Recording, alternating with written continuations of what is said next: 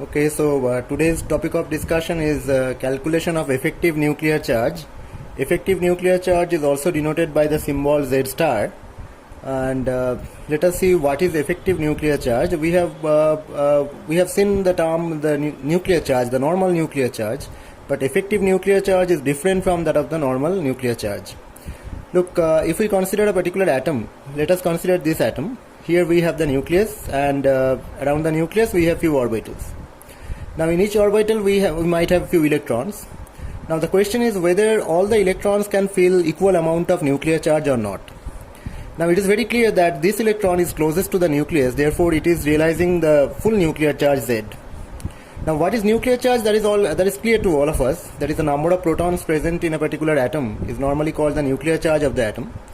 Now if this electron is there, then in between this electron and the nucleus there is nothing. Therefore this electron is realizing the full nuclear charge Z. But what about the other electrons present in the second, third and the outward electrons? Now these electrons will definitely not realize the full nuclear charge. They will realize somewhat lesser amount of nuclear charge than the nuclear charge realized by the electron of the first orbit.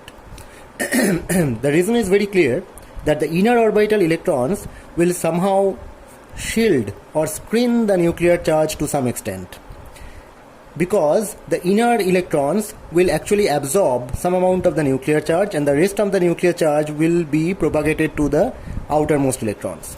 Therefore the outer orbital electrons will realize somewhat lesser amount of nuclear charge than the electrons of the first orbit. So the actual amount of nuclear charge which is realized by the electrons of the outer orbitals will be called the effective nuclear charge for them. So the term effective nuclear charge is very important, because effective nuclear charge is the actual nuclear charge realized by the electrons of the outer orbitals. Now one thing we must remember, that as we progress from a nucleus to the outer orbits, the effective nuclear charge becomes less and less. What is the reason? Because you can see that as you move outward, greater amount of the inner orbitals are added. Therefore the screening amount will increase and the effective nuclear charge will decrease. The effective nuclear charge, which is Z star, is normally denoted by the symbol Z star is equal to Z minus sigma, where Z is the nuclear charge and sigma is called the screening constant, or it is also called the shielding constant. Now what is screening constant and what is shielding constant? As I mentioned earlier, that the screening or shielding is actually how the inner orbitals can cover the nuclear charge to some extent, so that the outer orbitals do not realize the full amount of nuclear charge. That is the screening. Now what amount of screening a particular electron can provide, that can be calculated. Okay, that can be calculated with the help of a particular rule which is called Slater's rule. So today we will discuss the Slater's rule, and let us see what amount of effective nuclear charge can be there for a particular electron and what will be the value of a screening constant for a particular electron. Now let us discuss the Slater's rule. Now Slater's rule actually includes a few very important points, and all those points should be taken under consideration when you are going to calculate the effective nuclear charge for a particular atom. Now first of all, what is our job? Our job is to divide the orbitals into few groups. You can see the first point, the electrons of the atom are divided into groups. So your job is to divide the groups in this manner. So 1s, then 2s 2p in a group, then 3s 3p in a group, 3d is alone, then again 4s 4p in a group, 4d alone, 4f alone, and so on. So first of all, your job is to divide the orbitals in such groups.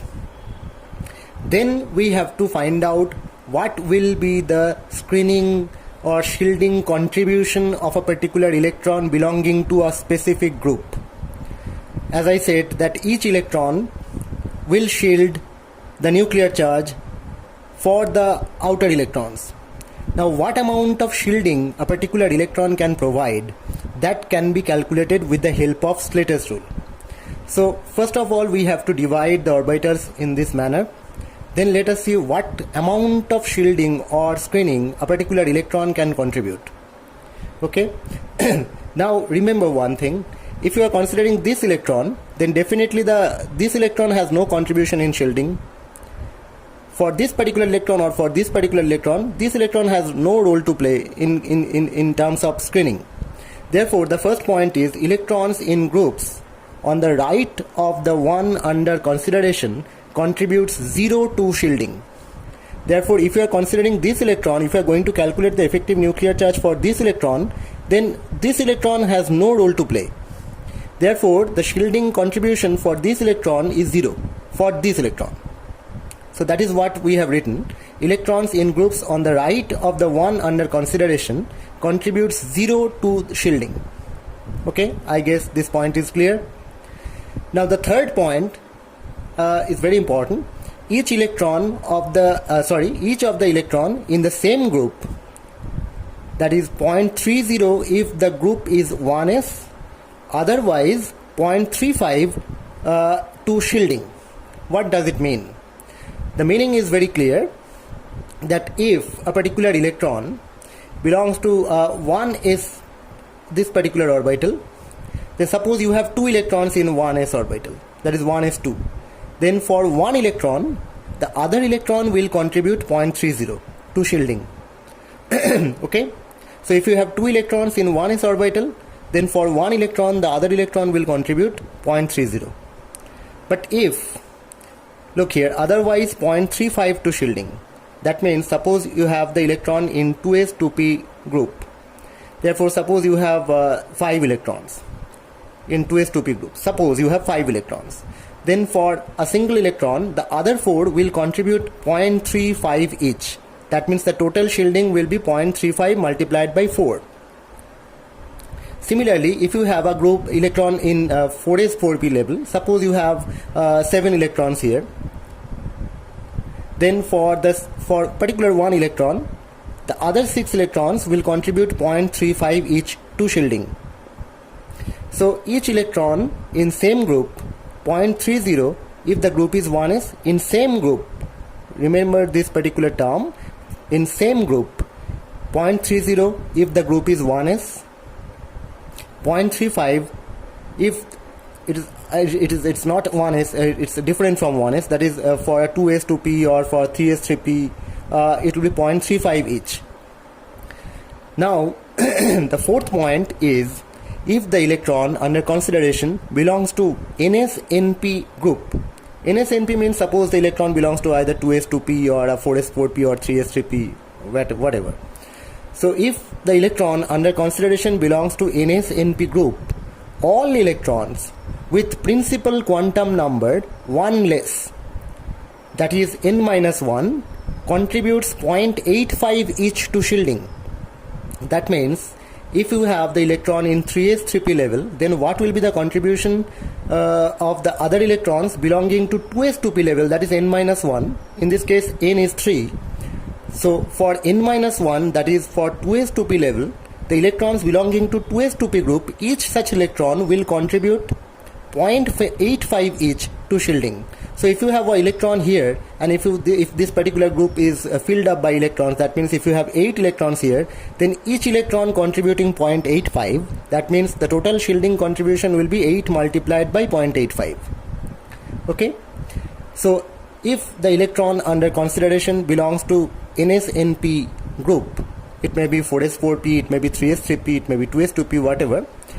If the electron under consideration belongs to NS-NP group, all electrons with principal quantum number 1 less, that is n-1, contributes 0.85 each to shielding. Okay? Now what about the fifth point? The fifth point says all electrons in groups further left, that is n-2 or n-3 level, will contribute 1 each to shielding. Therefore, if you consider the electron belonging to 4s 4p level, if you are going to calculate the the effective nuclear charge for any electron in 4s 4p level, then remember, for the electrons belonging to n-2 and n-3, that means if n is 4 here, then n-2 means you can see this, that is 2s 2p, and n-3 is 1s, right? So each electron, that means if you have 8 electrons here, then 8 multiplied by 1 plus if you have 2 electrons here, then 2 multiplied by 1, that will be the total contribution by the electrons of these 2 subgroups. So if you have an electron belonging to 4s 4p level, then for each electron belonging to n-1 level will contribute 0.85 each. That means here you can see, if you have 4s 4p electron or any electron belonging to 4s 4p level, then n-1 electrons, you have to count the number of n-1 electrons. So here you have 3s 3p and 3d. If you consider all such groups are filled up by electrons, then what is the number? 10 and 8, 18. So each electron contributing 0.85 for n-1, therefore 18 multiplied by 0.85 plus here you have 8 and here you have 2, that means 10 electrons are here, and each electron belonging to n-2 or n-3 whatever, they will contribute 1 each. Therefore you have 10 electrons here, so 10 multiplied by 1, so 10. So 10 plus here you have 18 multiplied by 0.85. So that is the screening or shielding constant or shielding contribution for those electrons for a particular electron belonging to this group. Okay. Now the sixth point is, if the electron under consideration belongs to a D or F group, all electrons in groups lying left of the group contributes 1 each. This is very important. We have seen that if a particular electron belongs to 4s 4p level, then the electron belonging to one left, that means n-1 level, they will contribute 0.85 each, and n-2 n-3 they will contribute 1 each. But the important point is, if you have considered an electron belonging to a D or F group, that means either D or F group, then each electron belonging to if the electron under consideration belongs to a D or F group, all electrons in groups lying left, that means if you are considering this particular 4D state, then all electrons lying left, they will contribute 1 each. So if you are considering a 4D electron, then all these electrons will contribute 1 each. If you are considering a 3D electron, all these electrons will contribute 1 each. So that is the difference between the D and F level and other 4s 4p levels. So this is the rule. I am again telling you the groups in short, the points in short. That is, first of all, you have to divide the orbitals in groups. This is very important. Once you complete dividing those groups, then you have to come into the second, third, fourth, fifth and sixth point. The second point is, any electron belonging to the right of the electron under consideration will contribute nothing to shielding. It's very natural that if the electron is placed in the outermost shell or in the right hand position or right hand side, then the contribution will be nothing.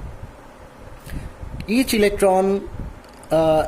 the electron in the same group will contribute 0.30 if the group is 1s.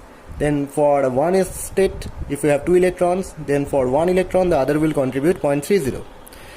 But otherwise it's 0.35. So therefore, if we have electron in 2s 2p level, if we have 7 electrons, then other 6 will contribute 0.35 each to shielding.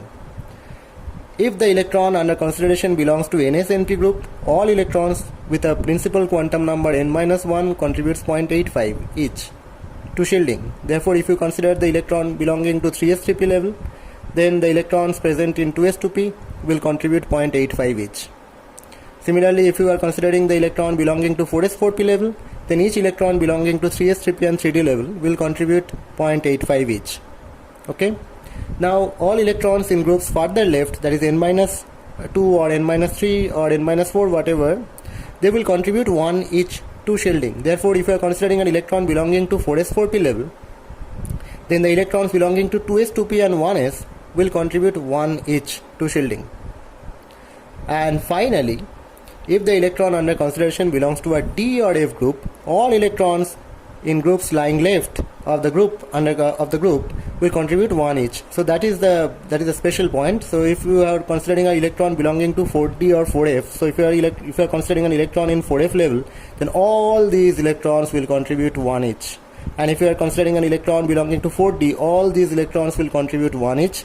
Similarly, if you are considering an electron in the 3d level, all these electrons will contribute 1 each. Okay, so this is the Slater's rule. With the help of these rules, you can calculate the effective nuclear charge. So actually these rules will provide you enough guidance to calculate the amount of screening constant or shielding constant. So we have seen what is the effective nuclear charge. The effective nuclear charge is not the normal nuclear charge. Effective nuclear charge is the actual nuclear charge realized by the electrons. Definitely the actual nuclear charge and the effective nuclear charge will not be same, because the inner orbital electrons will shield or screen the nuclear charge for the outer orbital electrons to some extent. Therefore the effective nuclear charge will be somewhat lesser than that of the actual nuclear charge. Okay, now let us discuss few examples. With the help of these examples, this rule will be clear for you. Okay, now let us start with the sodium ion. Okay, we all know the electronic configuration of sodium atom is 1s2, 2s2, 2p6 and 3s1. So for Na plus ion, the 3s1 electron is lost. So we have 1s2, 2s2, 2p6. That means in 2s2p subgroup, here you have 8 electrons. Okay, now what will be the shielding constant value, or what will be the effective nuclear charge value for an electron belonging to this particular group? So here you have 8 electrons. So for a particular electron, other 7 electrons should contribute something to shielding. Okay, now you probably know that this point, each electron in same group 0.30 for 1s, but for others 0.35 each to shielding. Now 2s2p means same group. So for the 8th electron, the other 7 electrons will contribute 0.35 each to shielding. Plus, n minus 1, you have already seen that the n minus 1 electrons will contribute 0.85 each. Now you have 2 electrons here. The n is 2, therefore the n minus 1 is 1. So these 2 electrons will contribute 0.85 each. So 2 multiplied by 0.85 plus 7 multiplied by 0.35, that will be the total contribution in shielding by the other electrons. So the value is 4.15. So according to the formula, the effective nuclear charge is the nuclear charge minus shielding constant, and we have already calculated the amount of shielding constant. Therefore the Z value for sodium, we know that it's 11. So 11 minus 4.15, that is, the result is 6.85. So the effective nuclear charge for the sodium ion, or better to say that any electron belonging to this group, is having a 6.85 effective nuclear charge value. Now what about the calculation of effective nuclear charge for an electron, for the outermost electron of potassium? Now potassium, you can see the electronic configuration is 1s2, 2s2, 2p6, 3s2, 3p6, 4s1. That is the electronic configuration of potassium. Now we are going to calculate the effective nuclear charge for the last electron. Okay, right? So what will be the contribution of the other electrons in terms of shielding? Okay, now if this is the final electron, n is 4, then n minus 1 will contribute 0.85 each, right? So here this is the n minus 1, 3s and 3p. So we have 8 electrons here. So 8 multiplied by 0.85. Okay, again we know all electrons in groups further left, that is n minus 2 to n minus 3, n minus 4, etc., they will contribute 1 each. So for a 4s with a principal quantum number 4, n minus 2 means 2s2p and n minus 3 means 1s. So each electrons belonging to n minus 2 and n minus 3 will contribute 1 each. Therefore 2 multiplied by 1 plus 8 multiplied by 1 plus, already this term is available. So this summation is equal to 16.8. So we know that the atomic number of potassium is 19. Therefore, the effective nuclear charge is 19 minus 16.8. The result is 2.20. Now let us calculate the effective nuclear charge for an electron belonging to 3D group or 3D level for chromium. Okay, we know that the electronic configuration of chromium is 1s2, 2s2, 2p6, 3s2, 3p6, 4s2, 3d4. Okay, that is the electronic configuration of chromium. Now we are going to calculate the effective nuclear charge for an electron belonging to 3D group. Therefore, there will be no contribution coming from 4s level. As you have seen that we have already discussed that each electron in groups on the right of the one under consideration will contribute 0. Therefore, if you are going to calculate the effective nuclear charge for an electron belonging to 3D, then no contribution will be coming from 4s. Okay, so if you have 4 electrons here, 3d4 is the number of electrons present in D level for chromium. So if you are going to calculate the effective nuclear charge for an electron belonging to 3D level, then you have to consider what is the contribution coming from the other 3. Okay, now we all know that each electron of each of the electron in the same group 0.35 to shielding if it is not 1s. For 1s it's 0.30, it's okay, but for other electrons 0.35 each to shielding. Therefore you have 3 electrons. We are considering we are calculating the effective nuclear charge for the 4th electron, so other 3 will contribute 0.35 each. Okay, now the important thing is we know that if the electron under consideration is belonging to 3D or 4D or 3F or 4F, 5F, that is either D or F level, then all electrons present in the left will contribute 1 each. Therefore all these electrons will contribute 1 each in shielding. So here you have 8 multiplied by 1 plus 8 multiplied by 1 plus 2 multiplied by 1, that is the total shielding contribution is 19.05. Now chromium has an atomic number of 24 or nuclear charge 24, so therefore 24 minus 19.05, the result is 4.95. so this is very important. Look, here we are calculating the nuclear charge for the electron belonging to 3D, but if we could calculate the nuclear charge for the electrons belonging to 4s, then the rule could be different. Okay, so you have to first decide that for which electron you are going to calculate the effective nuclear charge, and therefore you have to follow these rules. Okay, so these are very simple 3 examples with the help of which you can calculate the effective nuclear charge for a particular atom. So this is called Slater's rule. With the help of Slater's rule we can calculate effective nuclear charge for any atom. Okay, but the important thing is how you utilize these particular points. You have to utilize these points properly in a specific way or in a particular way. So this is all about the calculation of effective nuclear charge. So I hope this part is clear to you. In next video we will discuss something else. Thank you.